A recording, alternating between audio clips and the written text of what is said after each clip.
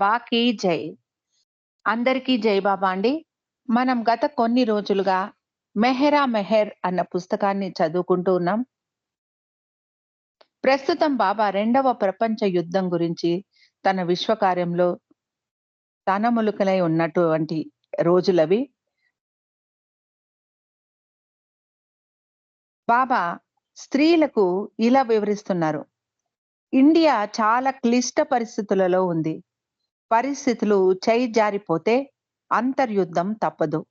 దీనికి కారణమైనందుకు గాంధీ గుండె పగిలి మరణించాల్సి వస్తుంది అంటూ అన్నిటికంటే ఒకే ఒక్కటి ప్రముఖమైనది అదేమిటంటే ప్రేమ అన్నారు బాబా.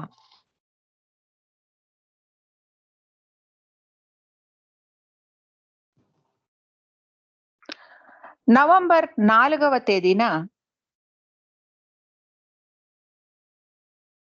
కొలంబోకు ప్రయాణమవుదాము. మీరందరూ సంతోషంగా నవ్వు మొహాలతో ఉండాలి అన్నారు బాబా. మీరందరూ సంతోషంతో, ఉల్లాసం కలిగి ఉండాలి. మొహాల్లో నవ్వు కలిగి ఉండాలి. మంచి తాజా టమోటాలలాగా కనిపించాలి. అలా ఉండకపోతే మిమ్మల్ని మళ్ళీ మెహరాబాద్‌కు పంపించి వేస్తాను అన్నారు బాబా. మధ్యాహ్నం అందరూ బాబాతో గార్డెన్‌లో కూర్చొని ఉండగా, ఐరెన్ కొంచెం మానసికంగా బాధపడుతున్నట్టు కనిపించింది. బాబా వెంటనే ఆమె మనోవైఖరిని మార్చుకోమని చెప్పారు. ఐరెన్ బా బాగా గుర్రపు స్వారీ చేయగలిగేది. బాబా ఆమెను ఇలా అడిగారు. "నువ్వు గుర్రపు స్వారీ చేస్తూ ఉన్నప్పుడు నీ గుర్రం అదుపు తప్పితే ఏం చేస్తావు?" అన్నారు. ఐరెన్ గుర్రాన్ని ఎలా నియంత్రించి దాన్ని దారిలోకి తెచ్చుకుంటుందో బాబాకు వివరించి చెప్పింది. బాబా ఇలా అన్నారు. "నువ్వు కోపం తెచ్చుకుంటే బయట భయపడితే గుర్రం నియంత్రణలోకి రాదు. అదే నీవు నీ మనస్సును నియంత్రించుకోవడానికి ప్రయత్నిస్తే గుర్రం నెమ్మదిస్తుంది. నియంత్రణ కోల్పోతే రౌతు, గుర్రం రెండూ అదుపు తప్పుతాయి" అన్నారు బాబా. గుర్రము మనసు లాంటిది. నియంత్రణలో ఉంటే మంచిది. అలా కాకుండా అది గురువుగా మారి దాని నియంత్రణలోకి మనం వెళితే చాలా హాని కలుగుతుంది అన్నారు బాబా. మనస్సుకు అతీతమైన దాన్ని మనస్సుతో ఎలా అర్థం చేసుకోగలుగుతాము? మనస్సు అర్థం చేసుకోలేని దానిని తెలివితో అర్థం చేసుకోవడం అసాధ్యం. అది చెవితో వాసన చూసినట్టే. సామర్థ్యం లేని దానితో పని చేసుకోవడానికి ప్రయత్నించినట్టే. మీకు పరిమితమైన మనస్సు ఉంది. అలాంటి మనస్సుతో మీరు నన్ను ప్రశ్నిస్తే మీకు అర్థమయ్యే రీతిలో నేను సమాధానం చెప్పాలి. ఉదాహరణకు ఒక చిన్న పిల్లవాడు వివాహం అంటే ఏమిటి అని ప్రశ్నిస్తే వివాహంలో స్త్రీ పురుషుల నడుమ పెనవేసుకునే బాంధవ్యాన్ని వాడికి ఎలా అర్థం చేయించగలం? అది అసాధ్యం. ఆ పిల్లవాడు పెరిగి పెద్దవాడైనప్పుడు వాడు స్వయంగా అనుభవించి అవగాహన చేసుకోవాలి. అప్పుడే వివాహం అంటే ఏమిటో వాడికి తెలుస్తుంది అన్నారు బాబా. ఆ చిన్న వయస్సులో వాడికి పెళ్లి ఎలా జరుగుతుంది? ఎక్కడ జరిగింది? పెళ్లి కూతురు ఎలా అలంకరణ చేసుకుంది? పెళ్లి కొడుకు ఏం వేసుకున్నాడు?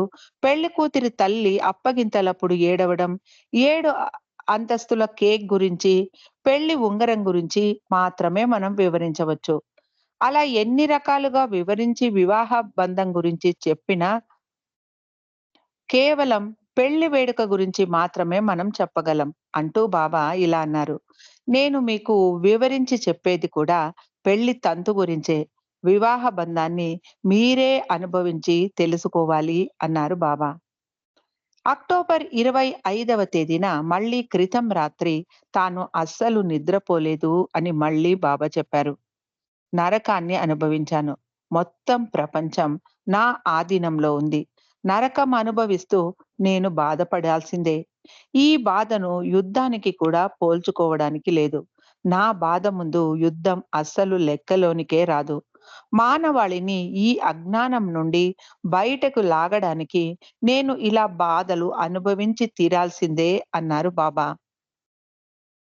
మరునాడు నడేన్ మరియు మార్గరెట్ తాను యవ్వనంలో ఉన్న ఫోటోలను బాబాకు చూపించారు.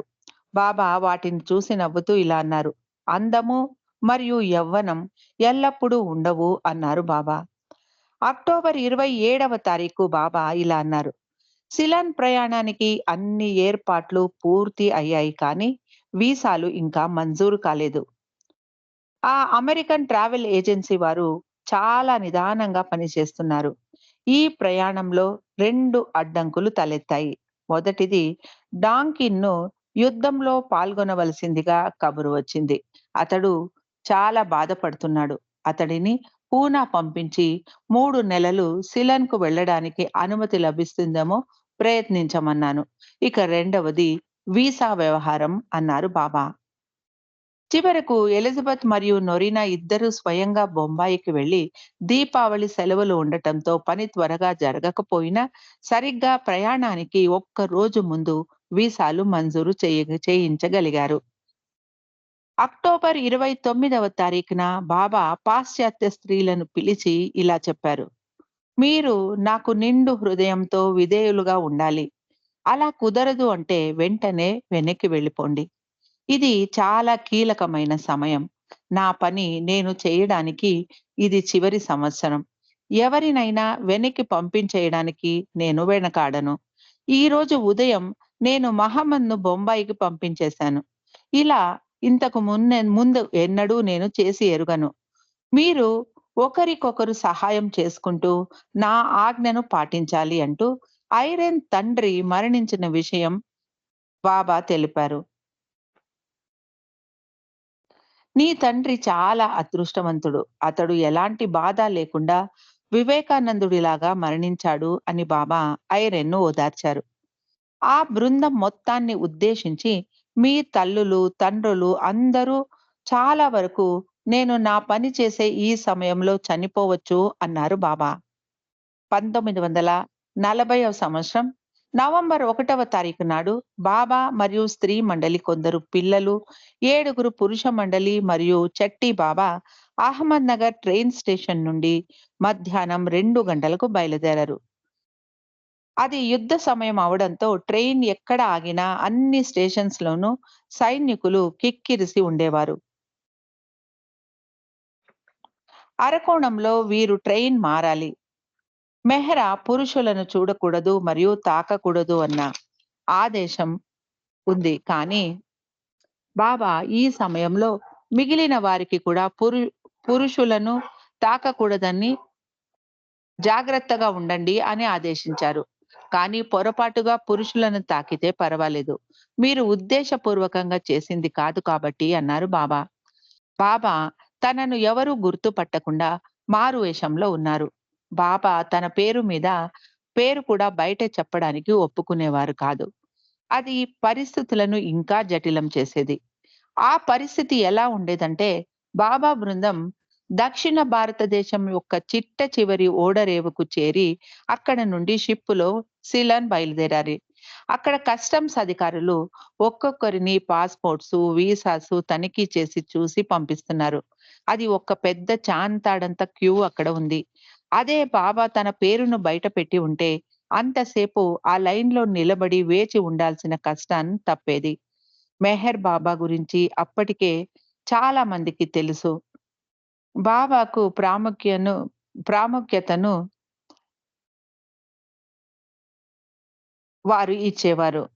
ఇంత కష్టపడి లైన్‌లో నిలబడి బోట్ ఎక్కి సిలన్ చేరిన తర్వాత అక్కడ అధికారులు మళ్ళీ అందరినీ లైన్‌లో నిలబెట్టి మళ్ళీ అన్ని పేపర్‌లు తనిఖీ చేశారు. బాగా అలసిపోయిన తర్వాత ట్రైన్‌లో వేయన్‌గూడ అన్న ప్రదేశానికి చేరుకున్నారు. అక్కడ వీరికి హిక్‌గల్లా ఎస్టేట్‌లో బస ఏర్పాటైంది. ఎందుకో బాబాకు ఆ బంగళా నచ్చలేదు. వేరే చోటికి మారాలి అన్నారు బాబా. సిలన్‌లో ఆ సమయంలో వర్షం ఎక్కువగా పడుతూనే ఉంది. సిలన్ టీ ఆకు, రబ్బర్, బియ్యం, పొగాకు, కొబ్బరికాయలు, కాఫీని వేరే దేశాలకు ఎగుమతి చేస్తుంది అన్నారు బాబా. సిలన్‌లోని 3 వందల అడవి, జనాలు నివసించే ప్రదేశం అన్నారు బాబా. చాలా సమయాలలో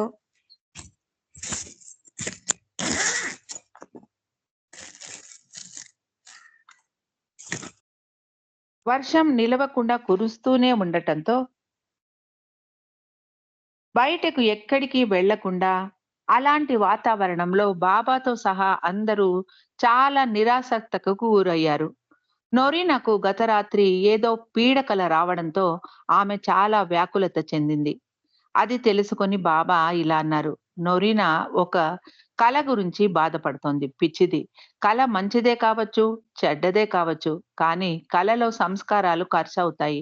అదే మెలకువ స్థితిలో సంస్కారాలు ఖర్చు పెట్టేటప్పుడు కొత్త సంస్కారాలు ప్రోగవుతాయి. అదే కలలో అయితే సంస్కారాలు ఖర్చు చేసేటప్పుడు కొత్తవి సృష్టి కావు. అంటూ ఇంకా బాబా ఇలా అన్నారు. ఒక గురువును సమీపించిన కొద్దీ అహం బయటికి వస్తుంది. గురువుకు చికిత్స తెలుసు కానీ, ఆ గురువు మీకు ఇచ్చే ఔషధం మీకు నచ్చదు. మీరు రోజు రోజుకు అభివృద్ధి సాధించకుండా ఒకరిని ఒకరు విమర్శించుకుంటూ ఇంకా అధ్వానంగా తయారవుతున్నారు. మిమ్మల్ని అందరినీ వెనక్కి పంపించేస్తాను. ఎందుకు పనికి రాకుండా తయారవుతున్నారు మీరు.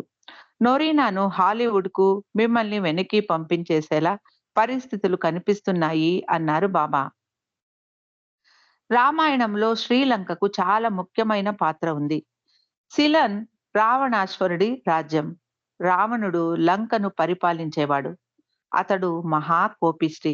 అందుకే మీకు అందరికీ ఇక్కడికి వచ్చాక కోపం అధికమైనట్టు ప్రవర్తిస్తున్నారు అన్నారు బాబా. ఇక్కడ వర్షం, ఈ వాతావరణం ఏమాత్రమూ ఉత్తేజకరంగా లేదు. ఎండ తాపం కూడా ఎక్కువే. అందరూ చెమటలు కక్కుకుంటున్నారు అన్నారు బాబా. సీతను అపహరించినందుకు రాముడు రావణుడిని లంకలోనే వధించాడు. అంతేకాకుండా సిలన్ బుద్ధుడి ఆవాసంగా కూడా ఉంది. ఇప్పుడు సిలన్‌లో బుద్ధుడిని అనుసరించే వారు ఎక్కువగా ఉన్నారు. ఇప్పుడు బుద్ధిజం ఎక్కువగా ఉంది శ్రీలంకలో అన్నారు బాబా. సిలన్ చాలా అందమైన దేశం. తూర్పున ఉన్న జఫ్నా చాలా సుందరమైన ప్రదేశం అన్నారు బాబా. క్యాండీలో ఆధ్యాత్మిక వాతావరణం నెలకొని ఉంది అంటూ బాబా తన పని కోసం తనకు సముద్ర తీరానికి దగ్గరగా కానీ, ఒక కొండ మీద లేక ఒక సరస్సుకు నీటి మడుగుకు దగ్గరగా ఒక బంగళా కావాలని బాబా అన్నారు. కొలంబోలో సముద్రానికి దగ్గరగా ఒక మండలి వారు ఒక బంగళాను చూశారు. అయితే దాని యజమానురాలు ఆ బంగళాను బాడుగకు ఇవ్వడానికి ఒప్పుకోలేదు. ఆమె ఒక క్రిస్టియన్ క్యాథలిక్ మహిళ. బాబా నొరీనాను వెళ్లి తన గురించి వివరించి ఆమెను ఒప్పించమన్నారు. ఒకరోజు ఎలిజబెత్ మరియు నొరీనా బాబాతో పాటు పోస్ పాస్‌పోర్ట్ చూపించడానికి పోలీస్ స్టేషన్ దగ్గర కారు ఆపి, బాబాను కారులోనే కూర్చోబెట్టి పోలీస్ స్టేషన్ లోపలికి వెళ్లారు. ఆ రోజు చాలా ఎండగా ఉంది. ఎలిజబెత్ అనాలోచితంగా కారును నీడలో ఆపకుండా ఎండలోనే ఆపి లోపలికి వెళ్ళిపోయింది. కారు లోపల చాలా వేడిగా ఉంది. బాబాకు చెమటలు పడుతున్నాయి. అంతలో ఒక ఇంగ్లీష్ వ్యక్తి బాబా దగ్గరికి వచ్చి, "మీరు శ్రీ మెహర్ బాబానా?" అని అడిగాడు. అప్పుడు బాబా అవును అనటంతో ఆ వ్యక్తి అక్కడ ఉన్న ముగ్గురు సిలన్ దేశస్థులతో, "ఇతడు చాలా గొప్ప వ్యక్తి. ఇతడికి నమస్కరించి ఆశీర్వాదాలు పొందండి" అని చెప్పాడు. వారు అలాగే చేశారు. బాబా ఆ ఇంగ్లీష్ వ్యక్తిని అంతకు ముందెప్పుడూ చూసి ఉండలేదు. బాబా మొహం ఎండకు కందిపోయి ఎర్రగా ఉండటంతో అది ఆధ్యాత్మిక తేజస్సు అనుకొని అతడు అలా చెప్పాడేమో అనుకున్నారు బాబా. అక్కడి నుండి బంగళా యజమానురాలిని కలిసి ఆమెను ఒప్పించడానికి ఆ బంగళా దగ్గరకు వెళ్లారు బాబా, నొరీనా మరియు ఎలిజబెత్. కానీ ఆ బంగళా ఉన్న పరిసరాలు బాబాకు నచ్చలేదు. అక్కడికి దగ్గరలోనే ఒక స్కూల్ ఉంది కాబట్టి బాబాకు కావాల్సినంత ప్రశాంతత అక్కడ లభించదు. అంతేకాకుండా అక్కడకు దగ్గరగా ఉన్న బీచ్‌కు చాలా మంది సందర్శకులు వచ్చి వెళుతూ ఉంటారు. అది చాలా రద్దీగా ఉన్న ప్రదేశం. నొరీనా ఆ బంగళా యజమానురాలిని ఒప్పించడానికి ఒక ఉపన్యాసాన్ని తయారు చేసుకుంటూ ఉండగా బాబా నొరీనాను వెనక్కి పిలిపించేశారు. బాబాకు క్యాండీలో ఒక బంగళా జ్ఞాపకం వచ్చింది. వెంటనే వెళ్లి ఆ బంగళాను ఖరారు చేయమన్నారు. ఆ బంగళాను గవర్నమెంట్ వారు ఒక హాస్పిటల్‌గా మార్చేయాలని అనుకుంటున్నారు కాబట్టి వెంటనే వెళ్లి కొద్ది రోజుల కోసం ఆ బంగళాను బాడుగకు తీసుకోమన్నారు బాబా. అందుకనే ఎలిజబెత్ కారును క్యాండీకి పోనిచ్చింది. బాబా ఆ సమయంలో చెట్టి బాబాతో పనిచేసేవారు. బాబాయే అతడికి భోజనం పెట్టేవారు. ఇప్పుడు బాబా అటు నుండి అటే క్యాండీ వెళ్లాల్సి రావడంతో పురుష మండలికి టెలిగ్రామ్ ఇప్పించి మస్తులకు భోజనం పెట్టమని గుర్తు చేశారు. బాబా మస్తులను తన పిల్లలు అనేవారు. ఈ సంఘటన బాబాకు మస్తులపై గల ప్రేమను, బాబా వారిని ఎంత శ్రద్ధగా చూసుకునేవారో మనకు వివరిస్తుంది. బాబా క్యాండీలో ఎంపిక చేసిన బంగళా చాలా పెద్దది. అది 200 మందికి వసతిని ఇవ్వగలిగిన ఒక హోటల్. అన్ని హంగులతో ఉండేది. పెద్ద తోట, లిఫ్ట్‌లు, లైట్లు అన్నీ ఉండేవి. దానికి బాడుగ నెలకు 2000. బాబా 500కి ఇస్తారేమో కనుక్కోమన్నారు. ఆ బంగళా బాడుగ 2000 కాదు 2500 అని, అంతేకాకుండా గవర్నమెంట్ పర్మిషన్ దొరకడం కష్టమని తెలియడంతో బాబా ఆ బంగళా గురించి ఆలోచన మానుకున్నారు. సిలన్‌లో నేను పేదవారి గురించి ఎలా పనిచేస్తానో మీరు చూస్తారు. మౌనం పాటిస్తున్న నదీన్, మన్సారి, ఐరేన్, కర్మాన్ మాసి నా పనిలో నాకు చాలా సహాయపడతారు అన్నారు బాబా. బంగళా వెదకడం కోసం బాబా పురుష మండలిని బందరువేల పంపించారు. వాతావరణం ప్రకారం చూస్తే బందరువేల బాగుంటుంది కానీ నా పనికి క్యాండీ ప్రశస్తమైనది అన్నారు బాబా. బందరువేలలో విన్సీస్ హౌస్ అన్న బంగళాను ఒక స్థానిక దినపత్రికను నడుపుతూ ఉన్న వ్యక్తి ఆ బంగళాకు యజమాని. అతడికి 1933లో బాబా ఒక ఇంటర్వ్యూ ఇచ్చి ఉన్నారు. ఈ సమయంలో ఆ యజమాని తల్లికి చాలా జబ్బు చేసి ఆమె ఆరోగ్యం అంత బాగా లేనందున ఆమె ఆ రోజే మరణించింది. చాంజీ మరియు నొరీనా బాబా వద్దకు వచ్చి, ఆ యజమాని తల్లి ఇప్పుడే మరణించాలా బాబా? మనకు అన్ని ఆటంకాలే ఎదురవుతున్నాయి ఇక్కడ అంటూ ఆ యజమాని తల్లి చనిపోయిన విషయాన్ని బాబాకు చెప్పారు.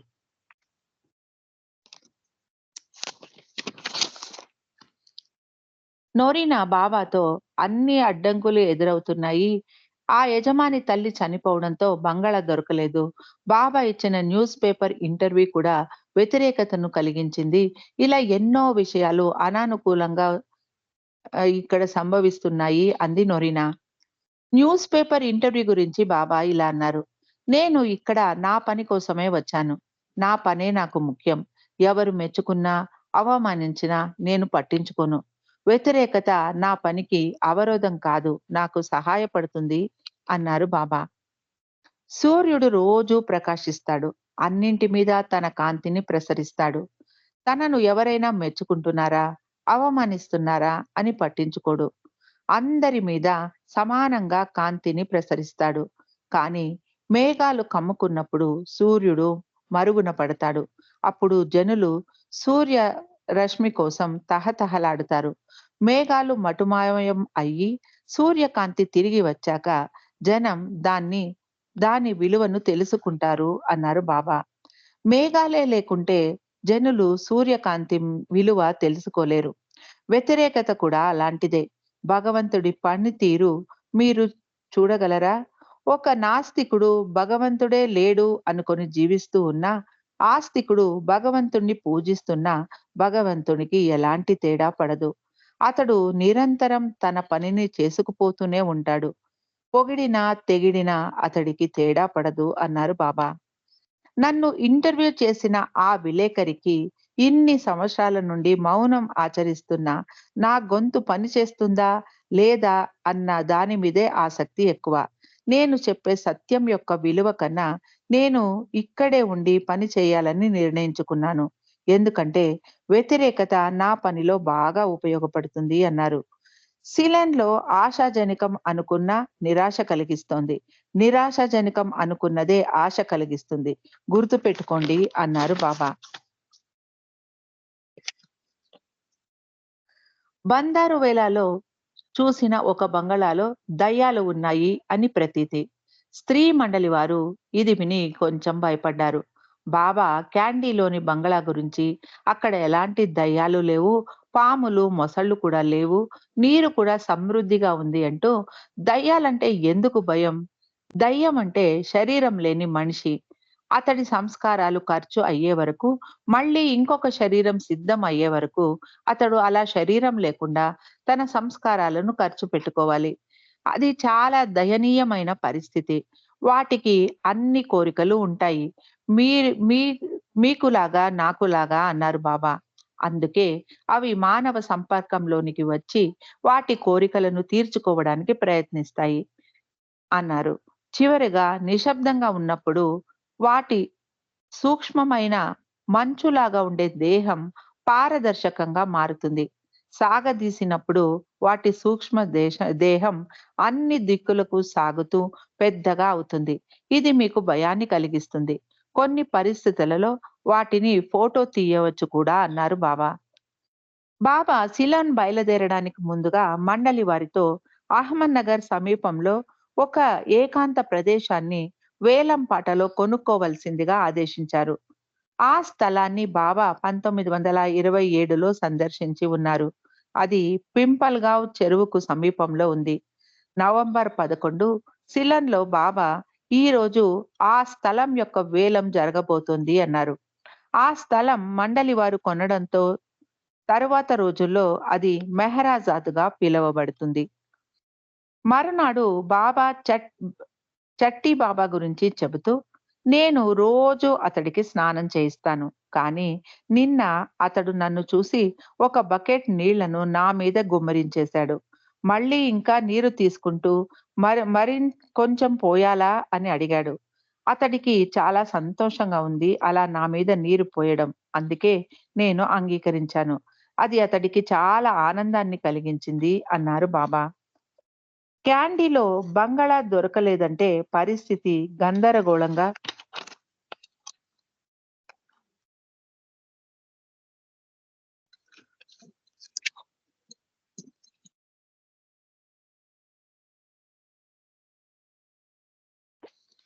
మారుతుంది. ఇక్కడ బంగళా కోసం వెదకడం నిష్ప్రయోజనం. నేను వేరే విధంగా పని చేయగలను. కానీ అది అంత సజావుగా, ఉల్లాసంగా సాగదు. ఉదాహరణకు ఎలిజబెత్ తన కారులో నన్ను ఏదో ప్రదేశానికి తీసుకెళ్లాలంటే రోడ్డు బాగా ఉండి, వాతావరణం అనుకూలంగా ఉంటే ఆ ప్రయాణం చాలా సులభంగా, సానుకూలంగా సాగుతుంది. అలా కాకుండా వర్షం పడుతూ, పొగమంచు చుట్టుకొని దారి చెండాలంగా ఉంటే ఆ ప్రయాణం ఉల్లాసంగా ఉండదు.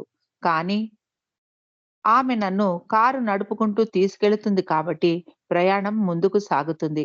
2 విధాలుగా చూసినా నా పని సాగుతుంది అని వివరించారు బాబా. నవంబర్ 13వ తారీఖున బాబా క్యాండీలో బంగళాను సెలెక్ట్ చేసి అక్కడికే వెళ్ళడానికి నిర్ణయించారు. మర్నాడు ఐరెన్‌తో బాబా ఇలా అన్నారు. నేను నిన్ను వాణిజ్య మండలిలో ప్రసంగం ఇవ్వమని ఆదేశించాను.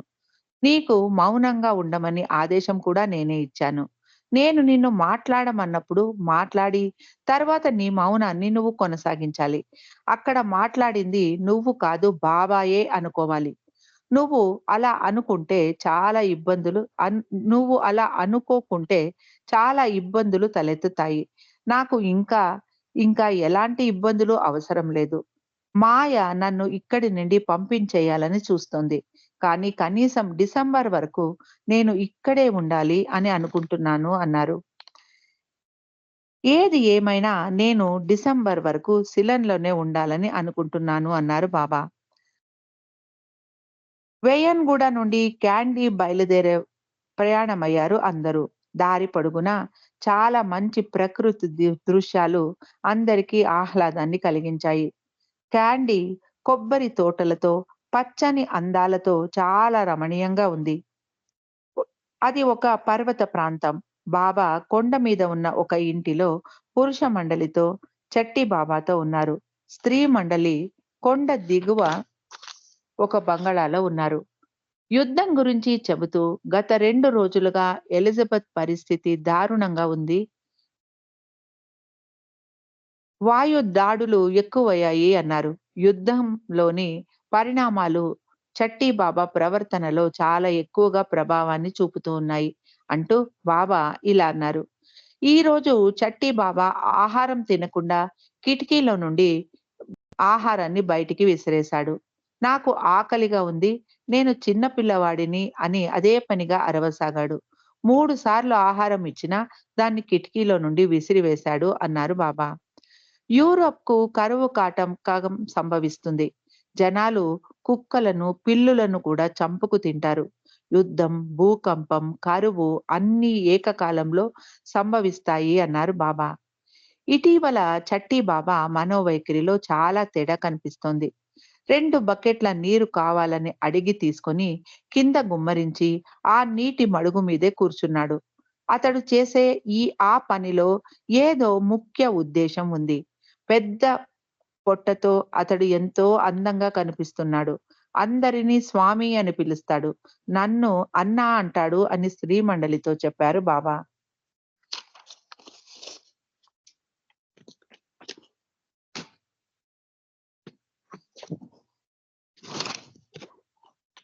క్యాండీ నుండి బయలుదేరి కొచ్చిన్ గాని, కాలికట్ గాని వెళ్ళాలి అన్నారు బాబా. కాలికట్ పట్టణం చాలా పెద్దది కానీ, కొచ్చిన్ చాలా సుందరమైన ప్రదేశం. కొచ్చిన్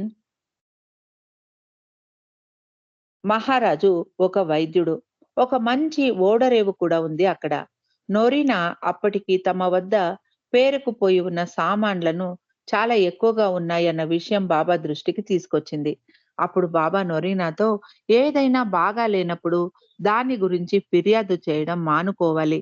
అలాగే ఏదైనా బాగా ఉన్నప్పుడు దాని గురించి అదే పనిగా సంతోషించడం కూడా మంచిది కాదు అని చెప్పారు బాబా.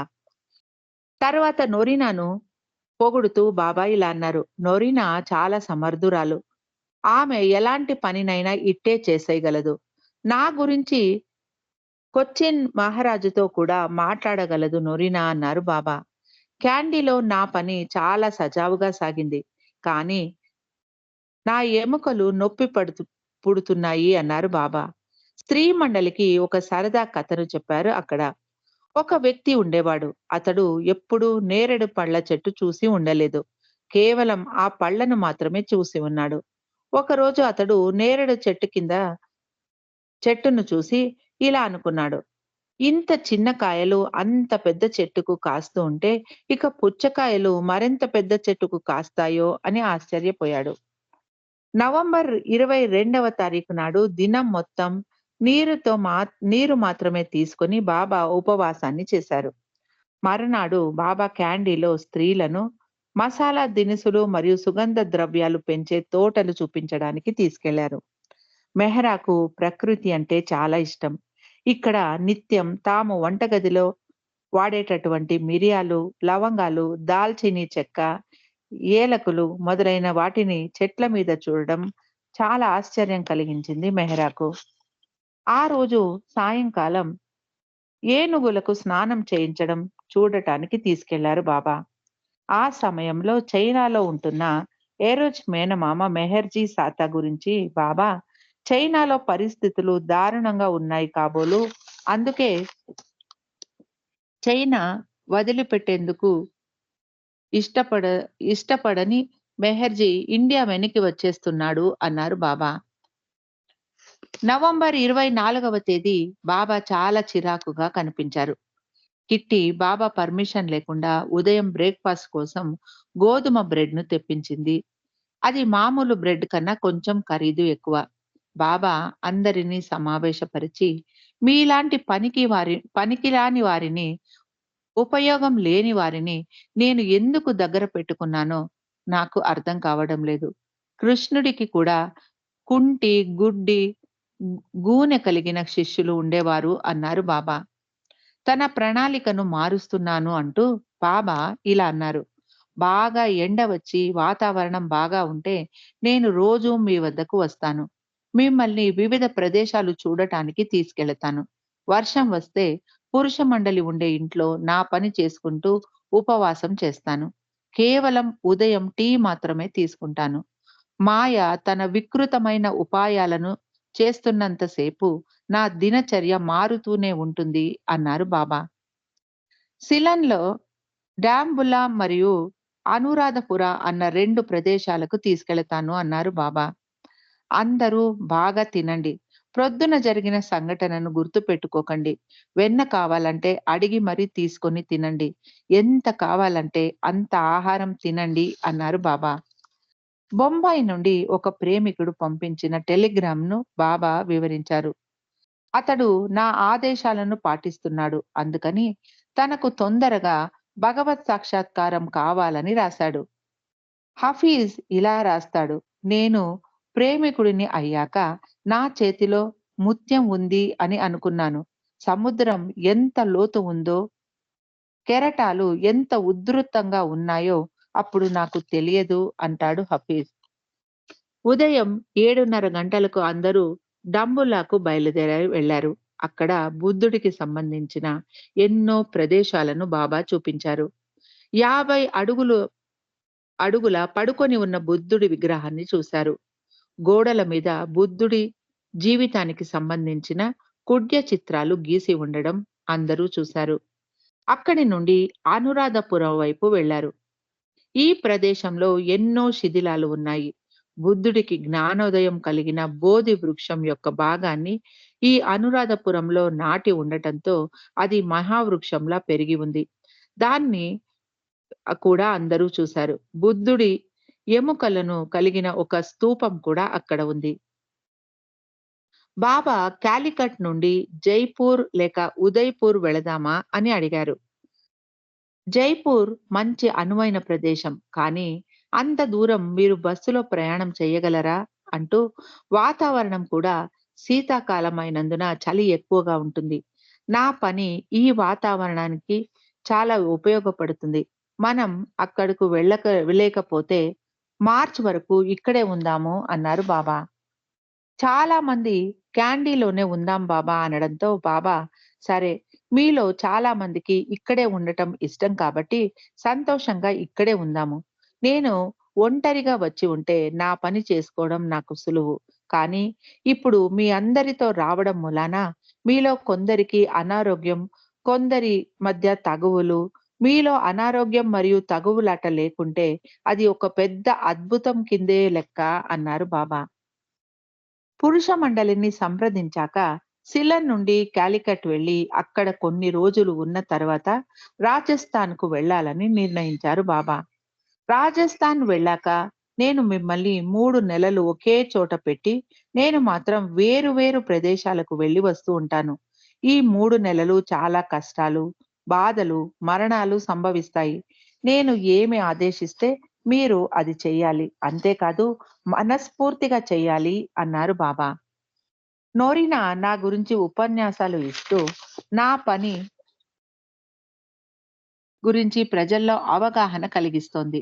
ఆగస్టు 1941 వరకు అందరూ నా ఆదేశాలను తప్పకుండా పాటించాలి. ఆఖరుకు నా ఆఖరు 4 నెలలు చాలా విచిత్రంగా ఉంటాయి. మీకే కాదు నాకు కూడా అన్నారు బాబా. బాబా మాట మారుస్తూ కర్మాన్ మాసి ఒక లాఫింగ్ బుద్ధ లాగా ఉంటుంది అన్నారు. ఇటీవల చనిపోయిన ఐరన్ బిల్లో తండ్రి గురించి బాబా ఇలా అన్నారు. ఈ ప్రపంచం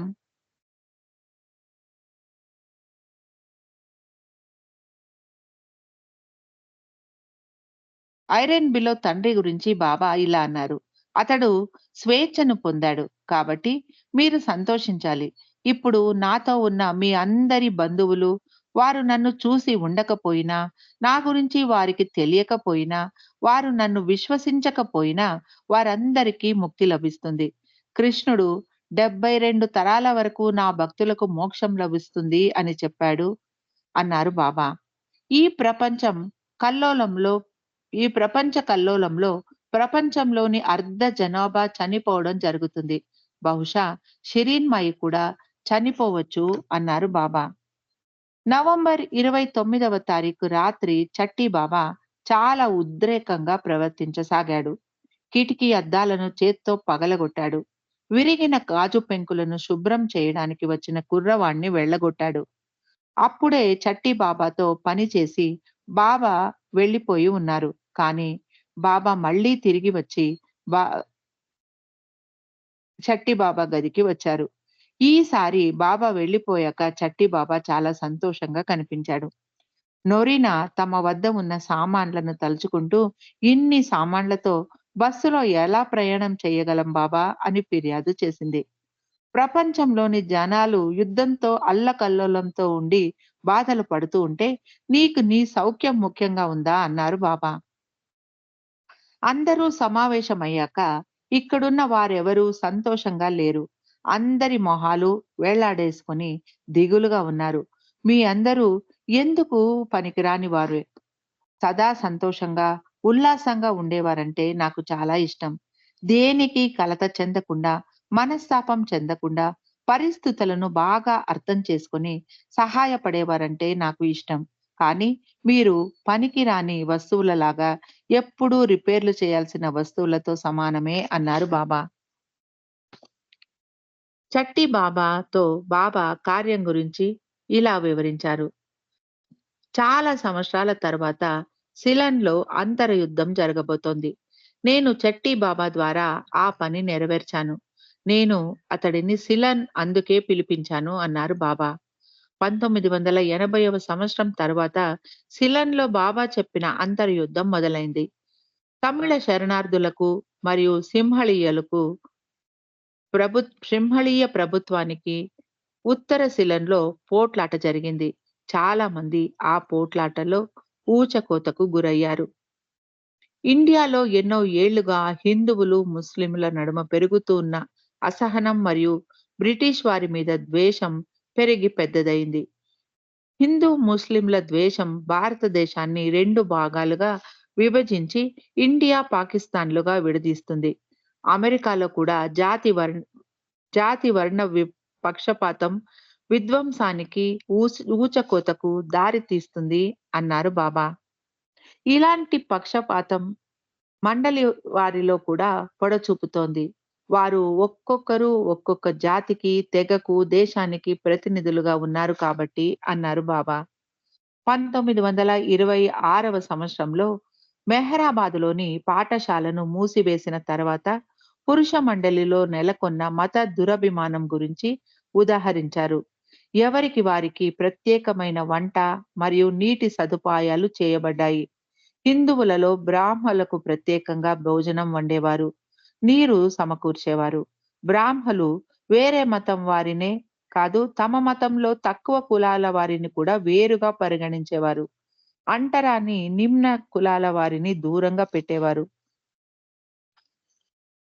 సిలన్‌లోని స్త్రీ మండలిలో తూర్పు దేశస్థులకు, పాశ్చాత్య దేశస్థుల నడుమ మనస్పర్ధలు పొడచూపసాగాయి. దీనికి మూలం ఏమిటంటే వారి వారి సంస్కృత స స వారి వారి సంస్కృతులలో వారి వారికి అలవాటైన స్వచ్ఛత మరియు పద్ధతులు. ఉదాహరణకు భారతదేశ మహిళలు వేరే వారు తాకిన ఎంగిలి గ్లాసులో నీరు తాగేవారు కాదు. అలా నిరాకరించినప్పుడు ఎదుటి వారి చేత నిందింపబడేవారు. ఇక వంట వండేటప్పుడు ఏదైనా ఉడుకుతున్న పదార్థాన్ని రుచి చూసిన తర్వాత స్పూన్‌ను మళ్ళీ కడగకుండా అందులో ముంచేవారు కాదు. మార్గరెట్ ఈ విషయం మీద ఇలా అంటారు. తూర్పు దేశ స్త్రీలకు స్వచ్ఛతను పాశ్చాత్యులు స్వచ్ఛతను పాటించరు అన్న అభిప్రాయం ఉండేది. తూర్పు దేశంలో పాశ్చాత్యుల గురించి ఆగ్రహం ఉండేది. నాకు మాత్రం తూర్పు దేశం వారి పద్ధతులు కోపాన్ని తెప్పించేవి. మేము కా మేము కాదు వారే మేము కాదు వారే స్వచ్ఛతను పాటించరు. తమ వంట పాత్రలను, ఎంగిలి పళ్ళ్యాలను మట్టితో శుభ్రం చేస్తారు. ఆ మట్టిని ఎందరో తొక్కి ఉంటారు. ఎంగిలి ఉంచి ఉంటారు అని నా అభిప్రాయం. అలా చెప్పడంతో కొందరు నన్ను ద్వేషించేవారు అంటారు మార్గరెట్. ఇక తూర్పు దేశం మహిళలు పాశ్చాత్యులు తొట్టెలో పడుకొని చేసే స్నానం గురించి ఆక్షేపణ తెలిపేవారు. తొట్టె నిండా సబ్బు నీటిని వేసి కూర్చుంటే మురికి బయటికి ఎలా వెళుతుంది? మన శరీరంలోని మలినం ఎలా శుభ్రపడుతుంది అనేవారు. తర్వాత టాయిలెట్ పేపర్ గురించి ఆక్షేపణ కూడా వచ్చింది. నీరు శుభ్రం చేసినట్టు పేపర్ శుభ్రపరచగలదా అనేవారు తూర్పు దేశ స్త్రీలు. ఇలా సాగేది వారి సంభాషణ.